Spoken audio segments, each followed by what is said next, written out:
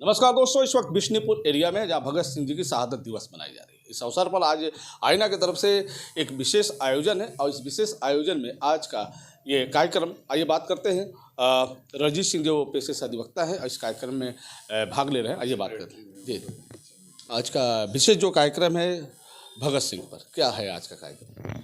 आज भगत सिंह की शहादत दिवस है और भगत सिंह की शहादत दिवस पे आईना जन जागरण समिति की तरफ से हम लोग एकत्रित हुए हैं उनको श्रद्धांजलि देने के लिए, और भगत सिंह के शहादत की स्मृतियों को याद करने के लिए इकट्ठे हुए हैं कि आज के जो हालात हैं हमारे देश के, वो भगत सिंह के समय की चुनौतियों से कम नहीं है और भगत सिंह के रास्ते से चल कर के ही आज के समस्याओं का समाधान हम कर सकते हैं और इस देश और समाज को दमन और शोषण मुक्त बना सकते हैं। आज इस कार्यक्रम में कौन कौन लोग भाग ले रहे हैं?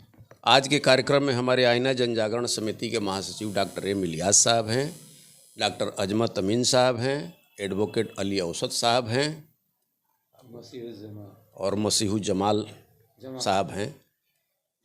अच्छा, युवाओं को लेकर क्या प्रेरणा होगी, क्योंकि युवा जो आज के हैं नौजवान, क्या भगत सिंह को याद कर रहे हैं आपकी नज़र में? युवाओं को सही इतिहास की जानकारी नहीं दी जा रही है। अगर भगत सिंह के बारे में युवाओं को सही जानकारी दिया जाए तो भगत सिंह ने युवाओं को आह्वान किया था कि खूब पढ़ो, प्रामाणिक किताबों को पढ़ो, क्योंकि शिक्षित होकर के ही इस समाज के दमन और शोषण के खिलाफ लड़ाई लड़ी जा सकती है। इसलिए वो रक्तहीन क्रांति की बात करते थे और वो कहते थे, नौजवानों को आह्वान करते थे कि वो शिक्षा के माध्यम से ही हो सकता है। इसलिए दुनिया के तमाम प्रामाणिक ग्रंथों को पढ़ो, प्रामाणिक विचारधाराओं का अध्ययन करो और वो प्रामाणिक पुस्तकों के माध्यम से बच्चों को प्रेरित करने के लिए युवाओं को प्रेरित करते थे। अच्छा, देखा जाता है कि इस आयोजन को बहुत भव्य रूप नहीं दिया जाता है। ठीक है, आप लोग हैं, इस आयोजन को बेहतर कर रहे हैं, उनको याद कर रहे हैं, जानकारी दे रहे हैं आज के बारे में, भगत सिंह के बारे में, तो सरकार को क्या करना चाहिए? सरकार को भगत सिंह की जो मूल विचारधारा है, जो उनके संघर्ष का मूल उद्देश्य है, जिस तरीके का भारत बनाने की लड़ाई वो लड़ना चाहते थे या लड़ रहे थे, उन सारी मूल थातियों को आज के नौजवानों के बीच में रखा जाना चाहिए।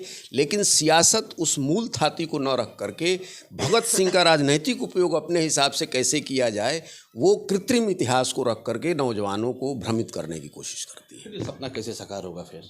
ये सपना तभी साकार होगा जब भगत सिंह के बारे में समाज में जो काम करने वाले सामाजिक और राजनीतिक कार्यकर्ता हैं, जिनका उद्देश्य सत्ता हासिल करना नहीं है, भगत सिंह के मूल विचारों पे, रास्ते पे, उनके क्रांतिकारी रास्तों पे चलने के लिए जो लोग शपथ प्रतिबद्ध हैं, उन लोगों को इस बात को नौजवानों के बीच में ले आना चाहिए कि भगत सिंह का मूल विचार क्या है।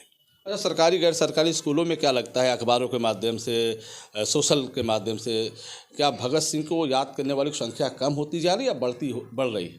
भगत सिंह को जानने वाले लोगों की संख्या तो बढ़ रही है, लेकिन जानकारी का जो विषय वस्तु है वो कितना उम्दा है, वो कितना प्रामाणिक है, ये जरूर एक संदेह का विषय है। भगत सिंह अपने जीवन काल में क्या ऐसा संदेश दिए नौजवानों को, इस चीज़ पर मंथन करना चाहिए?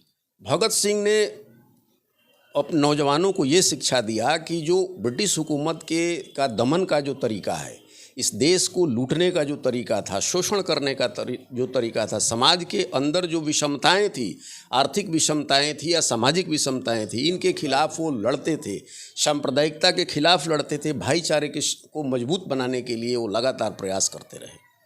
चलिए, बहुत बहुत धन्यवाद। हम बात कर रहे थे पेशे से अधिवक्ता रणजीत सिंह जी से, और आईना के संयुक्त सचिव भी हैं, और यहाँ पे आप देख सकते हैं कि आईना एक परिवार की तरफ से ये आयोजन आज बलिया के बिशनीपुर में चल रहा है। नमस्कार।